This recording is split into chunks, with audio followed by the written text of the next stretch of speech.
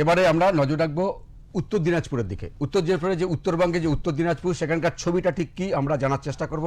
এই মুহূর্তে আমাদের সঙ্গে রয়েছেন আমাদের প্রতিনিধি বিক্রমাদিত্য বিশ্বাস। এই মুহূর্তে ঠিক ছবিটা কি, বুথের সামনের ছবিটা কি? দেখুন, সকাল থেকে ওয়েদারটা বেশ সুন্দর ছিল, যার ফলে মানুষ সবাই মিলে যে ভোট দিচ্ছে এবং এইখানে কিন্তু পরিস্থিতি অনেকটাই স্বাভাবিক। যে সমস্ত অশান্তির আজ দেখা হয়েছিল সেই আজ এখনো পর্যন্ত কিন্তু এসে পৌঁছায়নি। রায়গঞ্জের রামকৃষ্ণ বিদ্যা ভবনে, যেখানে প্রার্থী ছিলেন কৌশিক চৌধুরী, বিজেপি প্রার্থী, তিনি যখন ভোট দিতে আসেন, তিনি দেখেন বুথের 10 মিটারের মাথায় কৃষ্ণ কল্যাণী অর্থাৎ তৃণমূল কংগ্রেসের যে প্রার্থী, তার একটি পোস্টার লাগানো হয়েছে। তিনি তখন কমপ্লেন করেন। অপরদিকে টাউন প্রেসিডেন্ট শিবশঙ্কর রায়চৌধুরী, তিনিও কিন্তু অভিযোগ করেন যে বুথে এসে প্রার্থী অনেকক্ষণ দাঁড়িয়ে ভোটারদের প্রভাবিত করছে। এ নিয়ে কিছুক্ষণ একটা বচসার মতো একটা সৃষ্টি হয়েছিল। তাছাড়া কিন্তু সম্পূর্ণ স্বাভাবিকভাবে ভোট চলছে। সকালবেলা কানাইলাল আগরওয়ালা ভোট দিয়েছেন রামপুরে এবং আমিরুর রহমান ভোট দিয়েছেন চোপড়াতে। ভোটে মানুষ কিন্তু স্বতঃস্ফূর্ত অংশগ্রহণ করেছে। এখনো পর্যন্ত সেরকম উত্তেজনার কোনো খবর পাওয়া যায়নি। তোমাকে অসংখ্য ধন্যবাদ। তুমি প্রত্যেকটা মুহূর্তের দিকে নজর রাখো, আমরা আবার পরবর্তী সময়ে তোমার কাছে ফিরবো।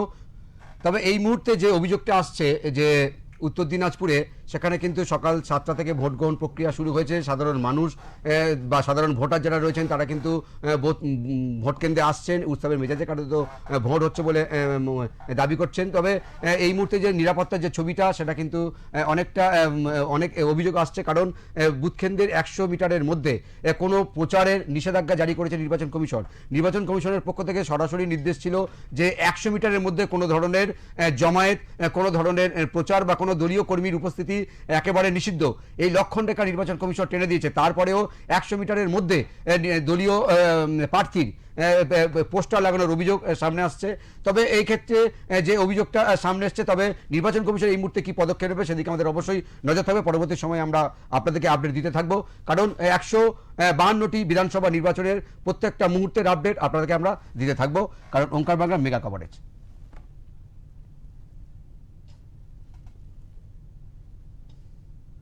7টার সময় প্রথম ভোটটা দিলাম, গণতন্ত্রের উৎসবে সামিল হলো।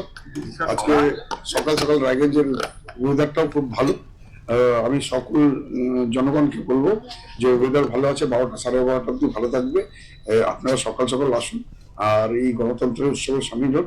সকাল সকাল আপনারা ভোট দিন।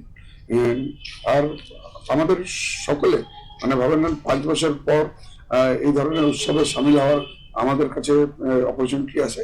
আপনারা যতজন আছেন কেউ মিস করবেন না, প্লিজ ভোট করবেন। আমি গেলাম, প্রথমে ইভিএম ঠিকভাবে অ্যাক্টিভ ছিল না, পরে ওনার এক্সপার্ট এসে উনি তারপর ওটাকে রেকটিফাই করে তারপর চাললেন না, আমি ভোট দিলাম। আমি ভিভিপ্যাটেও দেখলাম যে আমি আমার কাস্ট করার ভোটটাই ভিভিপ্যাটে শো করলে তারপর আমি দেখে নিই আমি আসবো। এখনো পর্যন্ত বিভিন্ন ভোট কেন্দ্রে এখনো ভোট গ্রহণ শুরু হচ্ছে, সেখান থেকে কোথাও কোনো খবর রয়েছে? না, এখন তো জাস্ট চালু হলো, আমিও ফার্স্ট ভোট দিয়ে বেরোলাম। এরপরে যদি কোনো রকম কোনো খবর আসে তখন আপনাদের জানাবো। তবে আমার করজোরে রায়গঞ্জবাসীর কাছে নিবেদন যে আপনারা শান্তি শৃঙ্খলা বজায় রেখে ভোটটা করুন। গণতন্ত্রের উৎসব আছে, যেটা জনতার সাথে আমরা মাথা পেতে নেব। কোনো রকম আইন শৃঙ্খলা কিংবা অশান্তির বাতাবরণ যাতে না থাকে, এটা আমার তরফ থেকে হামলা রিকোয়েস্ট। নিরাপত্তা ব্যবস্থা কেমন দেখছেন? নিরাপত্তা ভালো আছে, কোনো অসুবিধা। সাধারণ ভোটারদের কি বার্তা দিবেন? সাধারণ বার্তা এটাই আছে, আপনারা আসুন, গণতন্ত্র উৎসবে সামিল হন। আর আপনারা বেছে নিন যে আপনাদের কাজের লোক আছে, যেখানে আপনার এলাকার উন্নয়ন হবে, এমনটাই উন্নয়নের নিরিখে, কর্মের নিরিখে আপনারা ভোটদান করবেন। এটাই আমার একবার সস্ত্রীক ভোটটা দিবেন। হ্যাঁ, আজকে উনি আমার অর্ধাঙ্গী নিয়ে আসেন, ও একসাথেই এসেছে। ঠিক আছে, সবাইকে বলবো কি ওয়েদারটা খুবই ভালো, সকাল সকাল এসে সবাই ভোট দিবেন।